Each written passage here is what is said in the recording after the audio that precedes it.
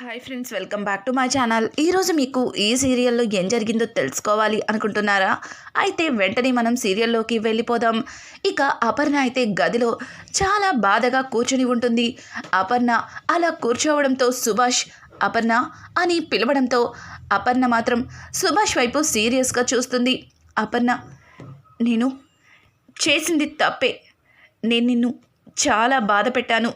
కానీ అదే మనసులో పెట్టుకొని నన్నిలా దూరం పెట్టడం ఏమాత్రం కూడా బాగోలేదు. నువ్వు ఇలా కోపాన్ని చూపిస్తుంటే రాజిక ఎప్పటికి మారతాడు అని చెప్పి సుభాష్ అంటుంటే ఆ మాటలకి అపర్ణ, మనిద్దరి మధ్యలో ఉన్న గొడవకి రాజ్కి సంబంధం ఏమిటి అని చెప్పి అపర్ణ ఇక సుభాష్ని అడగడంతో, కాదపర్ణ, ఇప్పుడు నువ్వు నన్ను క్షమించలేకపోతున్నావు, మరి వాడు కూడా వాడి భార్యని అలాగే క్షమించలేకపోతున్నాడు. అసలు నువ్వొక్కసారి ఆలోచించు అని చెప్పి ఇక సుభాష్ మాట్లాడడంతో అపర్ణ తన మనసులో, అవును నిజమే, ఆయన చేసిన తప్పుకి నన్ను ఎన్నోసార్లు క్షమాపణ అడిగాడు, ప్రాధేయపడ్డారు. కానీ నేను దాన్నే మనసులో పెట్టుకొని ఆయన మొహం చూడటానికి కూడా ఇష్టపడటం లేదు. వీడు కూడా నన్ను చూసే కావ్యని చెయ్యని తప్పుకి తనకి శిక్ష వేశాడు. అంటే ఈయన చెప్పినట్టు నిజంగానే వాడు నన్ను చూసే అన్నీ నేర్చుకుంటున్నాడా అన్నట్టుగా ఇక అపర్ణ తన మనసులో ఫీల్ అవుతుంది. ఇక్కడ చూస్తే రాజ్ అయితే కింద కిచెన్లోకి వచ్చి తనకి నచ్చింది చేసుకుని తినాలని అనుకుంటూ ఉంటాడు. కానీ గతంలోనే రాజ్కి కనీసం పాలు మరగపెట్టుకుని గ్లాస్లో పోసుకోవడం కూడా చేత కాదు. మరి తనకి నచ్చింది ఎలా చేసుకుంటాడు? ఇక పెద్దావిడ రాజ్ అవస్థని చూడలేక తనకి నచ్చింది చేసి పెడతానని రాజ్ని ఒక దగ్గర కూర్చోపెట్టి ఇక రాజ్కి నచ్చినది చేసి రాజ్ ముందు పెడుతుంది. నానమ్మ, నీ వంట తిని ఎన్ని రోజులైంది?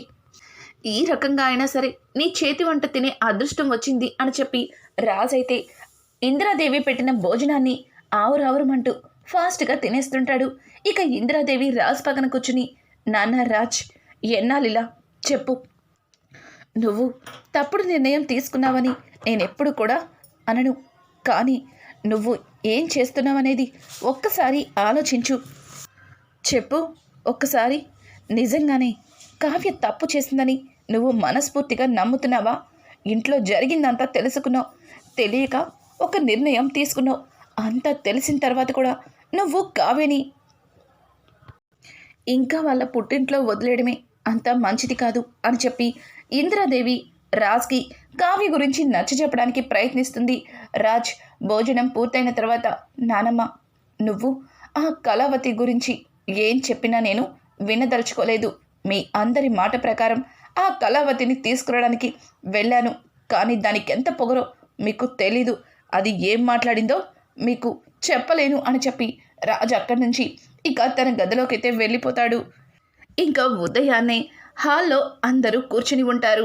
ఇంకా పెద్దావిడ అలాగే తాతయ్య గారు ఇద్దరూ మాట్లాడుతూ, చూడండి, త్వరలోనే వినాయక చవితి వస్తుంది. వినాయక చవితి కిందటి సంవత్సరం అంగరంగ వైభవంగా చేసుకున్నాం. కానీ ఈ సంవత్సరం ఈ ఇంట్లో లక్ష్మీదేవే లేదు. మరి ఈ వినాయక చవితిని ఎలా చేసుకుంటామో ఏంటో అని చెప్పి ఇక ఇందిరాదేవి మాట్లాడుతుంటే ఆ మాటలకి రాజ్, తను లేకపోతే ఏమైంది నానమ్మ, నేనున్నాను కదా, అన్ని ఏర్పాట్లు నేనే చూసుకుంటాను అని అంటూ ఉంటే ఆ మాటలకి ఇందిరాదేవి, అవును, అన్ని ఏర్పాట్లు నువ్వే చూసుకోవాలి. ఎందుకంటే ఇప్పటికే నీకు భార్యని ఎలా చూసుకోవాలో, అసలు భార్యతో ఎంత ప్రేమగా ఉండాలో తెలియటం లేదు.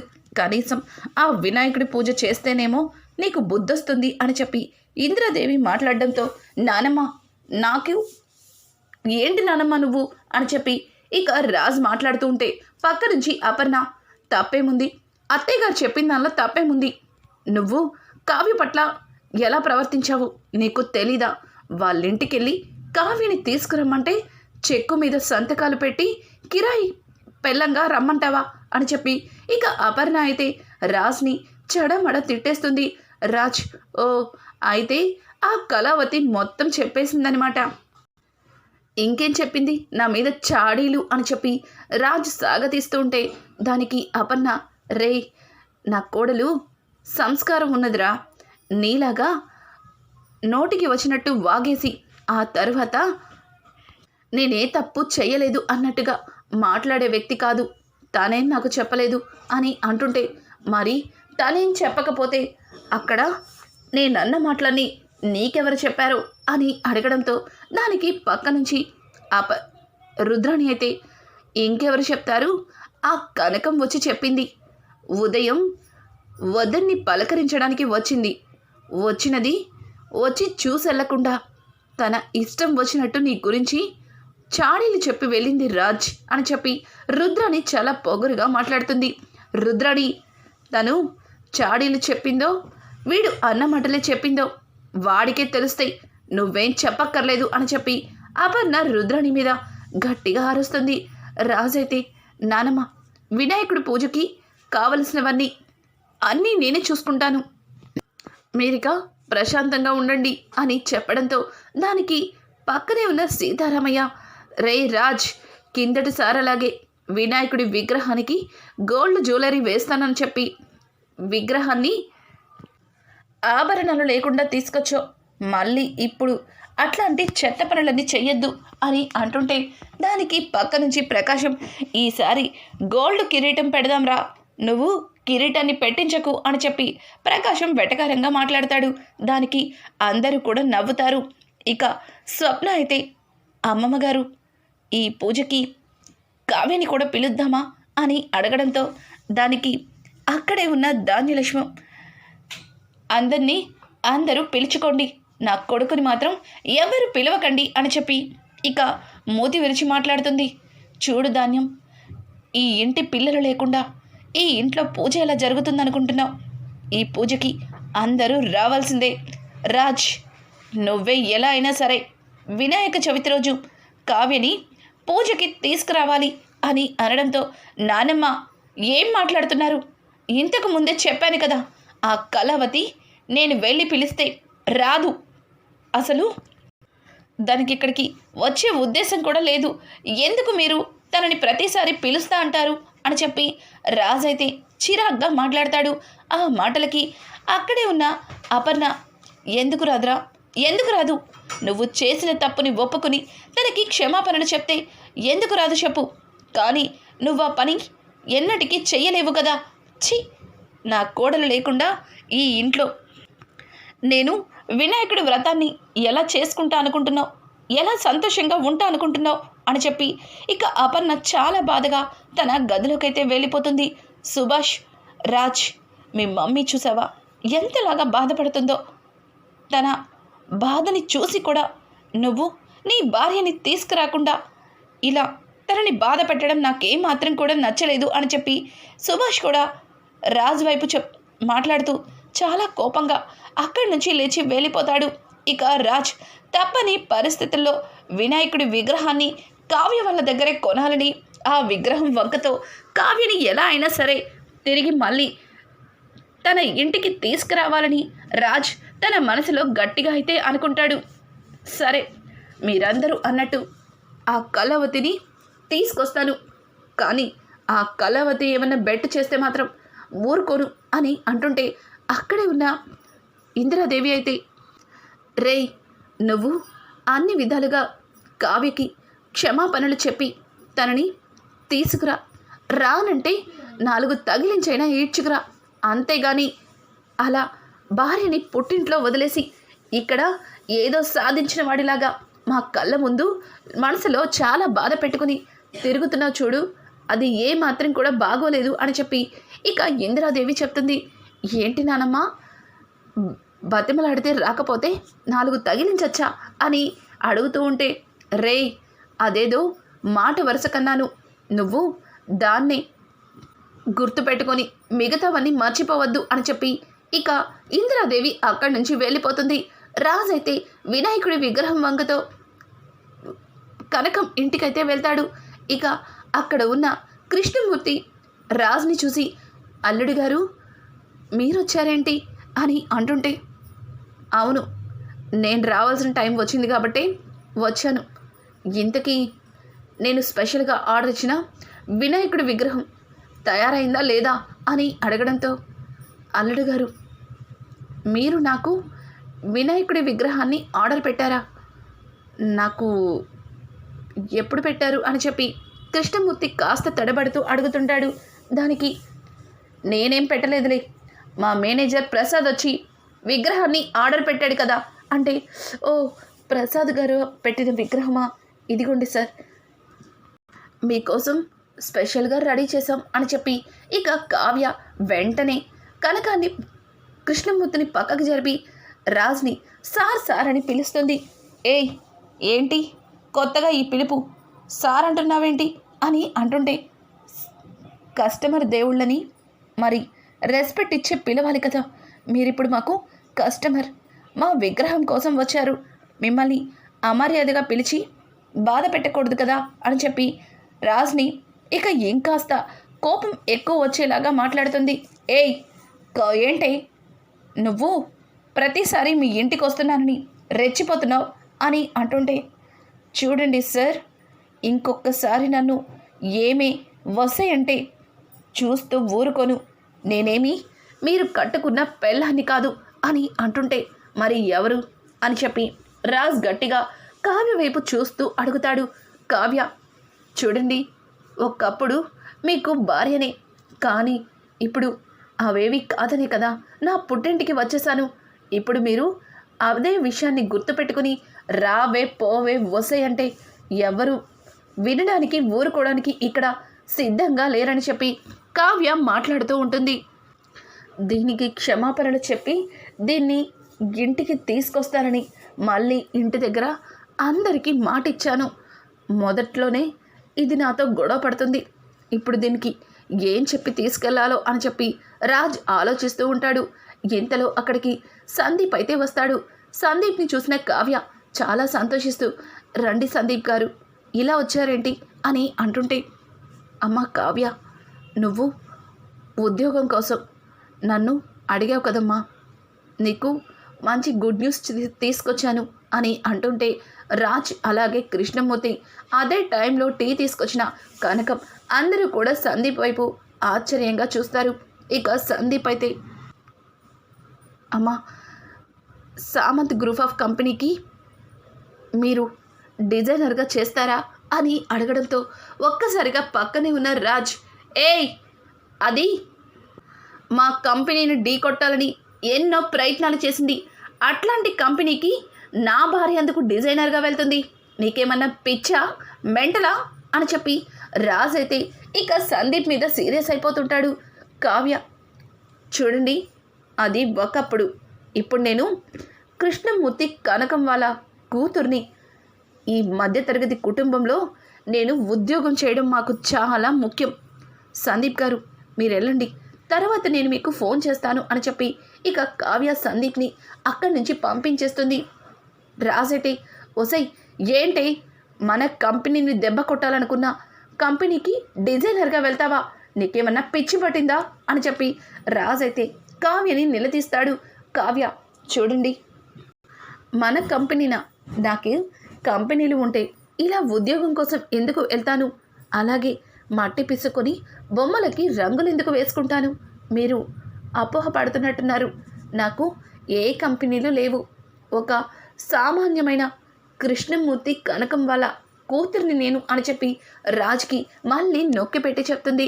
అలా మాట్లాడుతూ అనుకోకుండా కావ్య స్పృహ తప్పి పడిపోతుంది. వెంటనే రాజ్ కావ్యని పట్టుకోబోతాడు. అమ్మ కావ్య, కావ్య ఏమైంది అని చెప్పి కృష్ణమూర్తి కనకం కూడా కావ్యని పట్టుకొని పిలుస్తూ ఉంటారు. వెంటనే రాజ్ వాళ్ళ డాక్టర్ని ఫోన్ చేసి పిలవడంతో డాక్టర్ అక్కడికి వస్తుంది.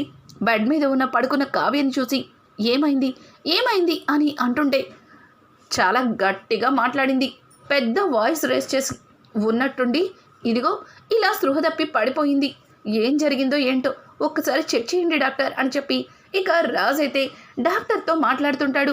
డాక్టర్ అయితే, సరే ఒకసారి మీరందరూ బయటకు వెళ్ళండి, పేషెంట్ని నేను చెక్ చేస్తాను అని చెప్పి అందరినీ అక్కడి నుంచి పంపించేస్తుంది. ఇక డాక్టర్ అయితే కావ్యని చెక్ చేసిన తర్వాత బయటకైతే వస్తుంది. అందరికంటే ఆతృతగా రాజ్, ఏమైంది కళావతికి, చెప్పండి డాక్టర్ అని అడగడంతో, కంగ్రాచులేషన్స్, నీ భార్య తల్లి కాబోతుంది, మీరు తండ్రి కాబోతున్నారు అని చెప్పడంతో ఒక్కసారిగా రాజ్కి చాలా ఆనందం వేస్తుంది. అక్కడ ఉన్న కనకాన్ని ఎత్తుకొని గిరగిరా తిప్పేస్తాడు. కనకంకి ఏమీ అర్థం కాదు. అల్లుడు గారు నేనండి మీ అత్తగారిని అని అంటుంటే వెంటనే కనకాన్ని కిందకి దించేసి నేనండి కనకాన్ని అని చెప్పి కనకం మాట్లాడుతూ ఉంటే కనకం మాటలకి రాజ్ ఒక్కసారిగా కనకాన్ని కిందకి దించి సారీ ఆనందం తట్టుకోలేక ఏం చేయాలో అర్థం కాలేదు. మావయ్య గారు నేను తండ్రిని కాబోతున్నాను అని చెప్పి రాజ్ అయితే కృష్ణమూర్తి చేతులు పట్టుకుని అక్కడే గిరగిర తిప్పేస్తాడు. కొంతసేపటికి కావ్య బయటికి వస్తుంది. రాజ్ ఆనందాన్ని చూస్తూ అలానే నిలబడిపోతుంది. ఇక రాజ్ అయితే కావ్య దగ్గరికి వెళ్ళి థ్యాంక్ యూ కళావతి, నాకు ఈరోజు చాలా సంతోషంగా ఉంది. పద ఈ విషయాన్ని త్వరగా వెళ్ళి మమ్మీతో డాడీతో నానమ్మతో ఇంట్లో అందరితో చెప్పేయాలి అని చెప్పి రాజైతే కావ్య చెయ్యి పట్టుకుని ముందుకి లాగుతుంటే కావ్య అక్కడి నుంచి ఇంచైనా కదలదు. రాజ్ ఒక్కసారిగా వెనక్కి తిరిగి చూసి ఏయ్ కళావతి ఏమైంది అని అంటుంటే అసలు నేను మీతో ఎందుకు రావాలి అని చెప్పి కావ్య అడుగుతూ ఉంటుంది. కావ్య మాటలకి రాజ్ సరే ఇప్పుడు నేను నిన్ను క్షమాపణ అడగాలి అంతే కదా.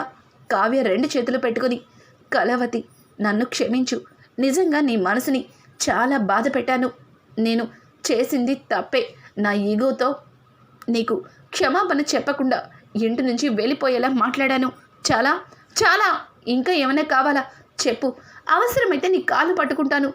రా కళావతి మనం ఇంటికి వెళ్దాం, మమ్మీకి నాన్నమ్మకి తాతయ్యకి అందరికీ చెప్పాలి గుడ్ న్యూస్ అని చెప్పి ఇక రాజ్ అయితే మళ్ళీ కావ్యని ముందుకి తీసుకెళ్తుంటే కావ్య మాత్రం రాజ్ చేతిలో చేతిని విడిపించుకొని మీరొక్కరే వెళ్ళండి నేను రాను అని చెప్పి ఇక కావ్య లోపలికి వెళ్ళిపోతుంటే ఉసే కావ్య ఏమైందే, అల్లుడు క్షమాపణ చెప్పాలని అనుకున్నావు కదా, అల్లుడు క్షమాపణ చెప్పాడు, ఇంకేంటి ఇంత మంచి శుభవార్తని అందరితో పంచుకోవాలి, మరి ఎందుకే అల్లుడితో వెళ్ళనంటున్నావు అని అడగడంతో దానికి కావ్య అమ్మా నాకుండదా ఈ సంతోషం, ఈ ఆనందకరమైన మాటని నా కుటుంబంతో పంచుకోవాలని నాకుండదా చెప్పండి, కానీ ఆయన కేవలం ఇప్పుడు నేను నెల తప్పాను కాబట్టి నన్ను తీసుకెళ్తానికి ఇష్టపడుతున్నారు, ఈ విషయాన్ని ఇంట్లో అందరికీ చెప్పాలి కాబట్టి ఆయన నన్ను తీసుకెళ్ళాలని అంత సంతోషంగా ఉన్నారు, కానీ ఆయన నాతో ఇష్టం లేకుండా కలుసున్నాను అని చెప్పిన రోజునే నా మనసు ముక్కలైపోయింది, అట్లాంటి కుటుంబంలో నాకిక చోటు లేదు అని చెప్పే ఆ ఇంటి నుంచి బయటికి వచ్చేసాను, తిరిగి మళ్ళీ ఆ ఇంట్లో ఏ హోదాతో వెళ్ళాలి, ఏ హక్కుతో వెళ్ళాలి అని చెప్పి కావ్య మాట్లాడుతూ ఉంటే ఏయ్ ఏంటే ఊరుకుంటుంటే రెచ్చిపోతున్నావు, నేనేగా నీకు క్షమాపణ చెప్పాను, అయినా సరే నువ్వు నా తలకెక్కి కూర్చుంటానంటే అస్సలు ఊరుకోను, ఏదో తల్లి కాబోతున్నావు, ఇట్లాంటప్పుడు సంతోషంగా ఉండాలని నేను నిన్ను అక్కడికి తీసుకెళ్ళాలనుకుంటున్నాను, కానీ నువ్వు నీ ఇష్టం వచ్చినట్టు మాట్లాడుతున్నావు అని అంటుంటే విన్నావా అమ్మా, విన్నావా ఆయన మాటలు, నేను తల్లిని అవుతున్నాను కాబట్టి ఆయన నన్ను తీసుకెళ్తా అంటున్నారు, అంతేగాని ఆయన మనసులో నా మీద ప్రేమ ఉండి ఆయన చేసింది తప్పని ఒప్పుకొని కాదు, చాలిక మహానుభావ వెళ్ళండి ఇక్కడి నుంచి అని చెప్పి కావ్య తన రెండు చేతులతో రాజ్కి నమస్కారం పెట్టి గదిలోకి వెళ్ళి మోహం మీద తలుపు వేసుకుంటుంది. ఇక కనకం కృష్ణమూర్తి ఒక్క మాట కూడా మాట్లాడకుండా నిస్సహాయంగా అలాగే నిలబడిపోతారు. రాజ్ కూడా చాలా బాధతో తల కిందకి దించుకొని అక్కడి నుంచి వెళ్ళిపోతూ ఉంటాడు. రాజ్ మనసులో అప్పటి నుంచి తను తప్పు చేశాను, కనీసం కడుపుతో ఉన్న భార్యని సంతోషంగా చూసుకోలేని స్థితికి దిగజారిపోయానా అన్నట్టుగా ఆలోచించుకుంటూ నిస్సహాయంగా వెళ్తాడు. రాజ్లో ఇప్పుడు మొదలవుతుంది పశ్చాత్తాపం. రానున్న ఎపిసోడ్స్ అయితే మరింత ఇంట్రెస్టింగ్గా మారబోతున్నాయి. ఈ వీడియో మీకు నచ్చినట్టయితే లైక్ చేసి సబ్స్క్రైబ్ చేసుకోవడం మాత్రం మర్చిపోకండి. Thanks for watching. Hi friends, welcome back to my